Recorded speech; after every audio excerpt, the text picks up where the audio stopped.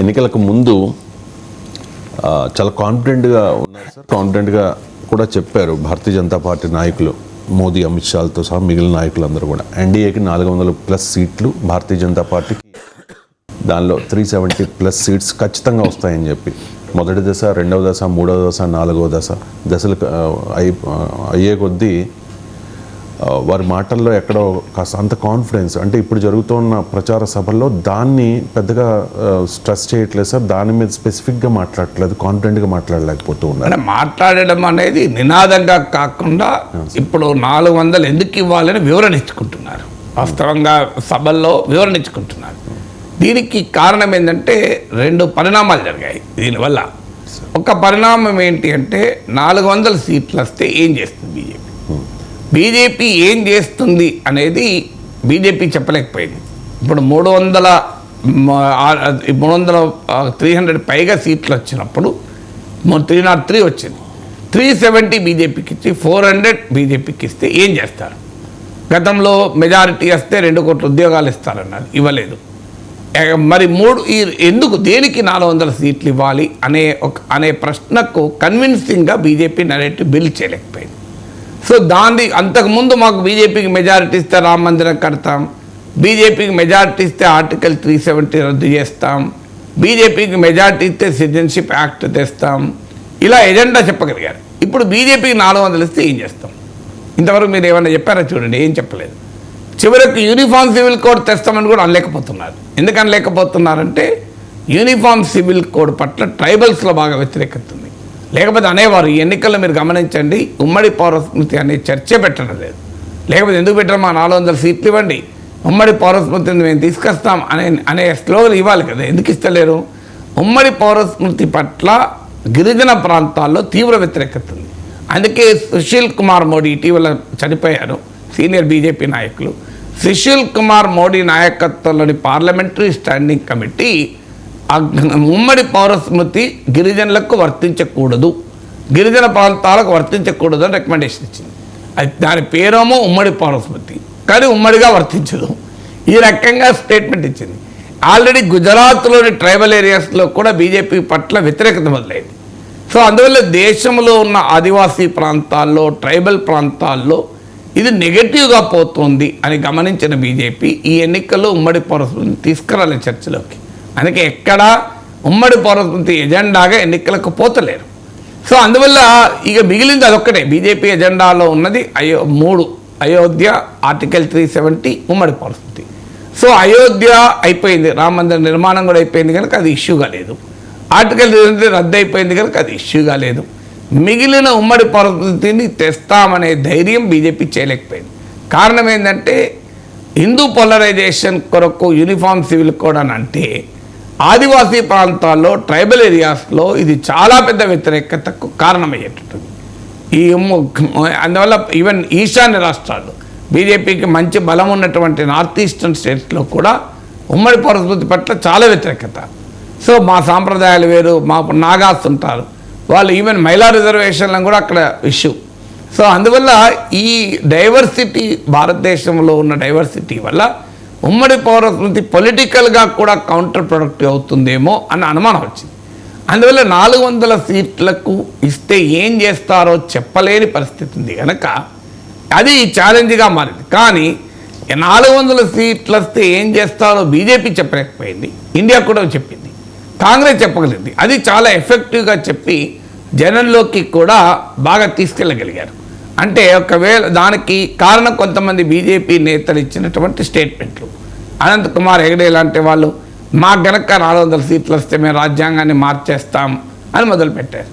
దాంతో ఇండియా కూటమికి ఒక పవర్ఫుల్ వెపన్ దొరికింది. సో మీరు గనక బీజేపీ కనుక, ఎన్డీఏ కనుక 400 సీట్లు వస్తే రాజ్యాంగాన్ని మార్చేసి రిజర్వేషన్లను ఎత్తివేస్తారు అన్న క్యాంపెయిన్ పెద్ద ఎత్తున జనంలోకి తీసుకెళ్ళగలిగారు. ఆల్రెడీ ఆర్ఎస్ఎస్ బీజేపీ పట్లకి రిజర్వేషన్ల పట్ల విముఖత ఉంది. ఎన్నికల కొరకు, రాజకీయాల కొరకు సమర్థించిన వారు ఐడియాలజికల్గా రిజర్వేషన్లు, హిందూ సమాజంలో కొన్ని వర్గాలకు ప్రత్యేకంగా రిజర్వేషన్లు ఇవ్వడం పట్ల వారికి అభ్యంతరము అనే భావన ప్రజల్లో ఉంది. దానికి ఎప్పుడైతే ఈ క్యాంపెయిన్ మొదలైందో ఎస్సీ ఎస్టీ వర్గాల్లో, బీసీ వర్గాల్లో పెద్ద డౌట్లు, ముఖ్యంగా ఎస్సీ ఎస్టీ వర్గాల్లో. మీకు ఉత్తరప్రదేశ్లో యాదవులకు మాయావతి కాస్ట్ జాతవులకు పడదు, కానీ జాతీయ మీడియాలో వస్తున్న కథనాలు ఏంటంటే ఎస్పీకి బలమైన సీట్లలో యాదవ్ జాతవుల మధ్య కూడా కొత్త సహకారం అనేది ఎమర్జ్ అవుతుంది. కారణం ఈ రిజర్వేషన్లు ఎక్కడ పోతాయో అన్న భయం. సో రిజర్వేషన్లు ఎక్కడ పోతాయన్న భయాన్ని ఈ 400 స్లోగన్ వల్ల ప్రత్యర్థులు బలంగా జనులకు తీసుకెళ్ళగలిగారు. ఇక మూడవది ఏమైంది అంటే మోడీ పట్ల సానుకూలత దేశంలో చాలా చోట్ల ఉంది. ఇప్పటికీ కూడా Modi the most popular leader. కానీ మోడీని చూసే ఓట్లేస్తారా, వేయరు అన్న దానికి ఉదాహరణ ఏంటి అంటే వేస్తారు ఏంటి, బీజేపీకి వచ్చే ప్రతి 3 ఓట్లో ఒకటి మోడీని చూసినట్టే. కానీ మోడీని చూసే ఓటేయాలంటే మోడీ పాపులారిటీ రేటింగ్కు బీజేపీకి వస్తున్న ఓటింగ్కు మీరు కంపేర్ చేయండి. మోడీ పాపులారిటీ ఓటింగ్ 60%, 70% ఉన్నప్పుడు కూడా బీజేపీకి 40% లోపే ఓటింగ్ వచ్చింది. అంటే అర్థం ఏంటి, మోడీ పట్ల అభిమానం ఉన్న వాళ్ళకు కూడా బీజేపీకి ఓటేసేయటానికి ఇతర అనేక ఫ్యాక్టర్స్ కూడా కారణమవుతాయి. ఇది స్టాటిస్టిక్స్ చెప్తున్నది కదా. 60-70% మోడీ పట్ల అభిమానం ఉంటే మళ్ళీ 40% లోపే ఎందుకు బీజేపీకి ఓట్లు పడాలి? అంటే మోడీ అభిమానులంతా బీజేపీకి ఎందుకు ఓటేయడం లేదు అంటే స్థానిక అంశాలు, ఇతర అనేక అంశాలు ప్రభావితం చేస్తాయి. స్థానిక రాజకీయాలు ప్రభావితం చేయొచ్చు. స్థానిక అంశాల్లో ముఖ్యమైనది ఏంటంటే బీజేపీ ఎంపీల పట్ల, అభ్యర్థుల పట్ల, సిట్టింగ్ ఎంపీల పట్ల ప్రజల్లో ఉండే తీవ్ర వ్యతిరేకత. ఆఖరికి బీజేపీ మద్దతుదారులు కూడా వాళ్ళు వ్యతిరేకిస్తున్నారు. సో ఈ యాంటీ ఇన్కంబెన్సీ వల్ల ఏమవుతుంది అంటే మోడీ పట్ల అభిమానం, ఎంపీ పట్ల కోపం, స్థానిక బీజేపీ అభ్యర్థి పట్ల కోపం. ఇది ఉన్నప్పుడు ప్రజలు ఎక్కడ మోడీ ఓడిపోతారో అనుకున్నప్పుడు స్థానిక అభ్యర్థి పట్ల వ్యతిరేకతను పక్కకు పెట్టి బీజేపీ కొట్టేస్తారు. కానీ ఎలాగో మోడీకి 400 సీట్లు వస్తున్నాయి. ఉదాహరణకు నా లోక్సభ స్థానంలో ఉన్న ఎంపీ పట్ల నాకు కోపం ఉంది, కానీ నేను మోడీ అభిమానిని, బీజేపీ అభిమానిని. నా భయం ఏముంటుంది, అయ్యో ఇక్కడ నేను బీజేపీకి ఓటేయకపోతే ఎంపీ మీద కోపం ఉన్నా నా పార్టీ అని బీజేపీ ఓడిపోతుందేమో, మోడీ ప్రైమ్ మినిస్టర్ కాడేమో అన్న భయంతో ఈ విధవకైనా నేను ఓటేస్తా, విధవ అనుకుంటూ. కానీ ఎప్పుడైతే బీజేపీ 400 వస్తాయని చెప్పిండ్రో, నా ఒక్క ఎంపీ ఓడిపోతే బీజేపీకి ఏమీ ప్రమాదం లేదు, 399 వస్తాయి, మోడీకి ఏమీ ప్రైమ్ మినిస్టర్ ప్రమాదం లేదు. అలాంటప్పుడు ఈ ఎంపీకి బుద్ధి చెప్పాలి. మొదలు మోడీ పట్ల నాకు అభిమానం ఉంది, బీజేపీ పట్ల అభిమానం ఉంది, కానీ ఈ ఎంపీకి పట్ల నాకు కోపం ఉంది. సో ఎంపీ పట్ల కోపాన్ని నేను ప్రదర్శించి బీజేపీకి ఓటు వేయకపోయినా ప్రమాదం లేదు, ఎందుకంటే బీజేపీతో 400 సీట్లు కదా, నా ఒక్క సీటు ఓడిపోతే ఏమవుతుంది? ఈ ట్రెండ్ చాలా చోట్ల పెరిగింది. ఈ ట్రెండ్ ఎప్పుడైతే పెరిగిందో ఇట్లా ఒక్కొక్కరు ఓడిపోతే లాస్ట్కు మోడీకే ప్రమాదం వస్తుంది. ఇప్పుడు కేసీఆర్ కూడా తెలంగాణ అనుకున్నది అదే. ఎమ్మెల్యేల పట్ల వ్యతిరేకత, నా పైన అభిమానం ఉంది కదా, నాకు ఓట్లు ఎత్తారు అనుకున్నారు. కేటీఆర్ ఎన్నికల తర్వాత కూడా చెప్పారు, మా ఎమ్మెల్యేను ఓడిస్తున్నాం అనుకున్నారు ప్రజలు, కానీ కేసీఆర్ను ఓడిస్తున్నామని గుర్తించలేకపోయారు అని. సో ఇది దేశంలో కూడా చాలా చోట్ల ఈ పరిస్థితి ఏర్పడింది. అందువల్ల ఇక 400 స్లోగన్ ఇస్తే మోడీ పైన అభిమానం కన్నా స్థానిక ఎంపీ పైన కోపంతో ప్రజలు ఓట్లేస్తే మొదటికే మోసం అవుతుంది అని బీజేపీ గుర్తించింది. ఇక 4వది ఏంటంటే 400 సీట్లు ఎలాగో వస్తాయి కదా అని బీజేపీ కార్యకర్తల్లో అసంతృప్తితో ఉన్న వాళ్ళు పనిచేయడం మానేశారు. ఎందుకంటే ఈసారి BJP 25% of the candidates outsiders. Telangana, ఆంధ్రాలో అయితే 90% అవుట్ సైడర్సే. సో ఈ అవుట్ సైడర్స్కు ఆర్ఎస్ఎస్ కోర్ ఐడియాలజికల్ క్యాడర్కు మధ్య పెద్ద గ్యాప్ ఉంది. సో ఈ గ్యాప్ ఏమవుతుంది అంటే ఆర్ఎస్ఎస్ కోర్ ఐడియాలజికల్ క్యాడర్కి ఎలా ఉంటుంది, బీజేపీ రావాలి అధికారంలోకి, మోడీ రావాలని ఖచ్చితంగా ఉంటుంది. కానీ అదే సమయంలో బీజేపీ ఎంపిక చేస్తున్న అభ్యర్థుల పట్ల తీవ్ర అసంతృప్తి ఉంటుంది.